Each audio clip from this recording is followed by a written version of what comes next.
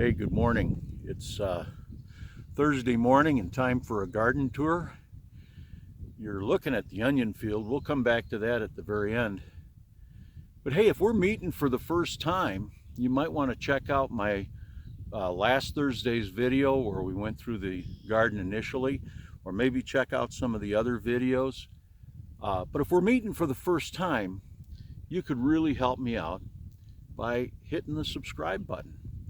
And it'll help you out too if you like this kind of content, because then you'll be able to see what's going on at the Diamond in the Rough, which is our farm, and you'll be able to enjoy gardening without getting your hands dirty, or learn from my mistakes so that you don't have to make them. I'm down at the far end of the garden where we planted and see some okra. Now, I've never planted okra before. In fact, as a northerner, I hadn't heard of okra. Well, I'd heard of it, but I didn't know much about it until a few years ago. So I want to show you what an okra plant looks like, or at least what I think it is. I believe that that's the beginning of an okra plant.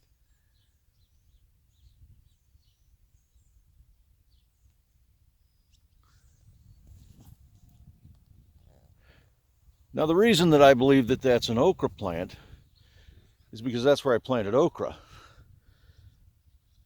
But it might be cabbage.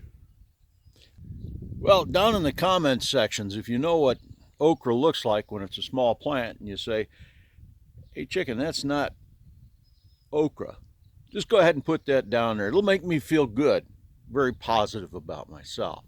All right, next thing we've got is these are Blue Lake pole beans. Hope you can see those. And so eventually we're going to have to put up a trellis pretty quickly, I suppose, for those. And then next to that we've got zucchini. Now the zucchini has not come up at all that I can see. We got a little bit of, maybe a little bit of grass in there. And then we come to these are the onions that I transplanted from our last year's stock. And then these are the Australian shallots, and they're coming in really well. I do have some grass pressure. I'm going to have to come in here and get that grass out of there, but they're doing pretty well. And then these are snap peas. We got a pretty good lane of snap peas. We'll have to put some trestling up on that, or what I generally do on my snap peas is we'll put like a tomato cage around them. It's going to get too hot too quick anyway. We're already up into the 80s and end of May. We don't usually get that warm, but we also usually don't have, 40-degree weather for most of May. So it's been a strange summer, a lot of moisture, and pretty cold up until now. And now all of a sudden it's just, in the last 4 or 5 days, it's just gotten really hot. This is Swiss chard, turnips, and kale. There's a lot of grass in there that we've got to get out.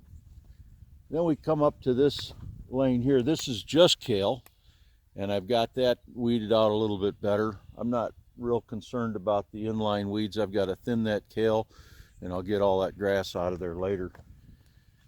And then this is beets, and this actually, the reason there's so much grass in here, I thought I was planting carrots, and I got the carrot seeds somehow last year, whatever carrot seeds we had left over. I ended up putting Cayuga Beets in with those carrots. So I've got Cayuga Beets and no carrots, so I'm kind of thinking maybe there were no carrot seeds in there. But this is what we've got. You've got a Cayuga beet right there, one there, and there's a little ragweed, a little grass. There's probably some lamb's quarter in there that's got to be cleaned out. With all this rain, it's really hard to cultivate right up next to the plants. It's not, you'd end up tearing out a lot of the plants, which you tear out some anyway. But so this is another row of beets, and that is ragweed, and that'll grow. This particular strain will grow 3 to 4 feet tall, and it'll get a root ball about the size of a cantaloupe. So you don't want to let that stuff grow, and it'll come in almost overnight.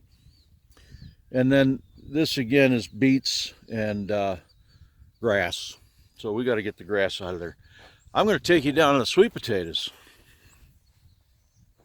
and we'll take a look at that. Well, actually, let's walk over and I'll show you.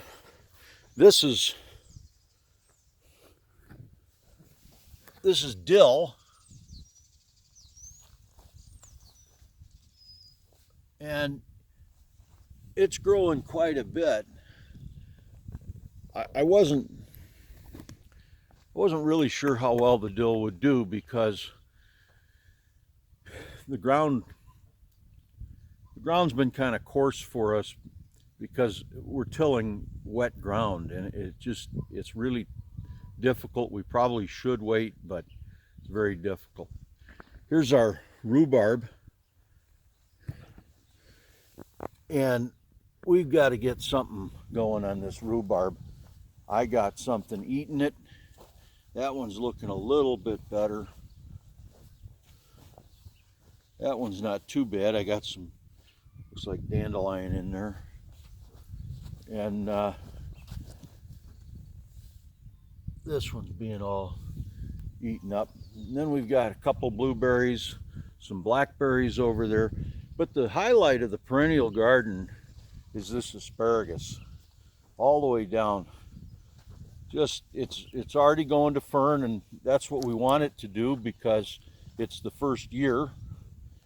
And so we just let it fern and let the nutrients go back into the plant. There's another line of asparagus, and theoretically that asparagus is going to get thick, and in future years we should have quite a stand of asparagus. We've also got our tomato trestle right up there, and we don't have any lines run on it, but you can see we've got our tomatoes planted all the way down. These are beefsteak tomatoes, and they're about in their third day since we planted them, so they've already kind of come back, which is good. You know, when you transplant them, they tend to die back a little bit, wilt a little bit. These really didn't. They came back real nicely. These are beefsteak tomatoes that we planted from seed and raised in our garden. So that's kind of nice, kind of exciting. And these are strawberries. These are the strawberries here, these real healthy ones that were from last year, and then there's some that are kind of dying back a little bit. Those are from the year before. And believe it or not, Mama had all of these weeds out of here just recently. I mean, just maybe 4 days ago. That was pretty weed free. So you got to stay on top of it. And that brings me to kind of another point, sort of a pet peeve that I have about weeds and what people say about weeds. Now, we're living in northern Illinois, sort of the center of the state, but all the way up at the north end. We're 5 minutes from Wisconsin, so we're right up at the north end of Illinois. Maybe my climate's different than other people's climates, but I've been watching a lot of videos recently about how to get rid of weeds, and a lot of people talk about using plastic mulch. Others talk about woven fabric, and I just recently started watching a couple of videos where they talked about drip tape, and that drip tape will cut down on the weeds in your garden. And maybe your experiences are different, maybe your climate's different, maybe your weed bank is different, but I will tell you, I don't care, use drip tape. It's still going to rain, first of all, but weeds will grow in dry ground quite often. In fact, you can see over here, this is ground that we tilled. Now we've had a lot of rain, but this is ground that we tilled a couple of weeks ago. And we got tons of grass in there. Now, I'm going to cultivate the grass out because we don't use chemicals for that. I might use some pesticides to kill potato bugs or something like that, something that's really going to devastate my crop. But as far as fertilizing and as far as weed control, I don't want to use chemicals. But drip tape is not going to prevent weeds. Drip tape is great. We use it a lot around the farm here a lot. I like drip tape on my perennials. I like drip tape especially on my onions. And we will put drip tape on our tomatoes. We'll put drip tape on our peppers. But it's not going to eliminate weeds. It's going to make watering easier. So do it for the right reasons. You won't be disappointed. So here we've got, that is a sweet potato. And I've got a whole line of those. It's hard to see the sweet potatoes really because they're about the same color. There's one there too. And these are just getting established. It takes a while. We planted these kind of at the wrong temperature. That right there. This is another type of ragweed. This is giant ragweed. And that'll get 6-7 feet tall. And if you don't take care of it, if you leave it, it'll just dominate. It'll take over. And plus it'll make you feel sick when you're out in the garden. All right, more sweet potatoes. And then we come up to the potatoes. And that's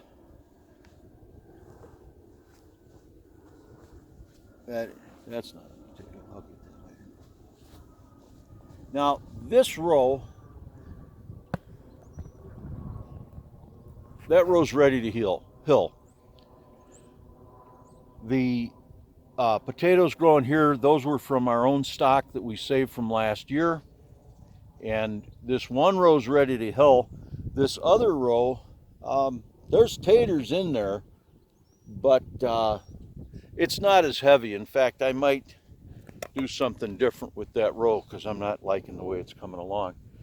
This is a row of Kennebecs, and I'm finding that the Kennebecs that I planted this year are a little bit behind, although this is a row of Kennebecs also, and I've got quite a few potatoes in there.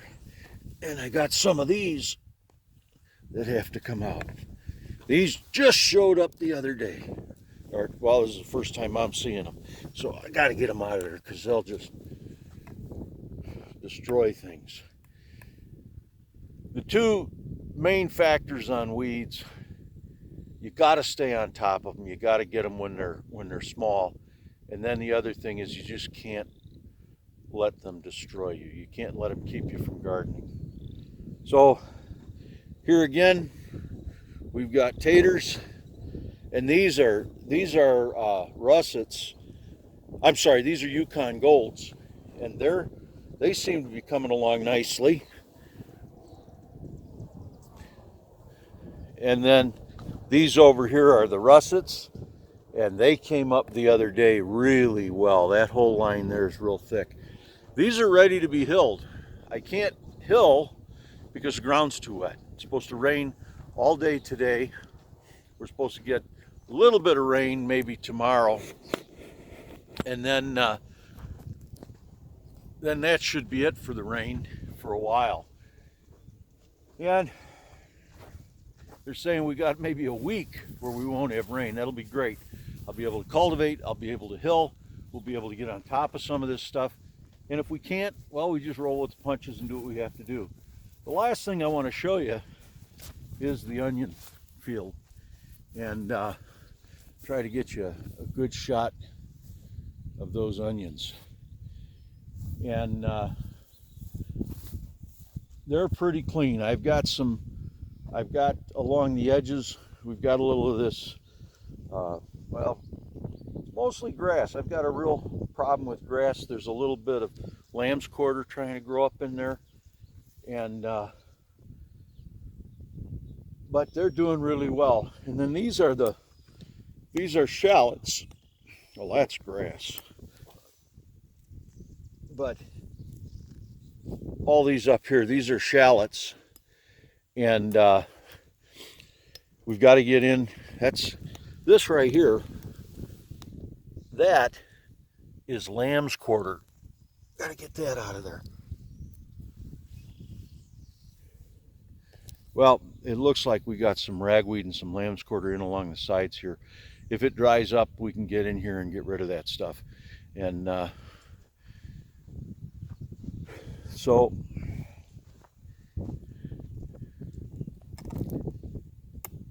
Yitzhak Shem, we'll see you again. I'm Chicken Johnny. Eat your vegetables. If you're local, I'll see you at the market. If you're watching from afar, just leave a comment. Hit the like button if you like it. Hit the like button if you don't. And subscribe. Thanks for watching.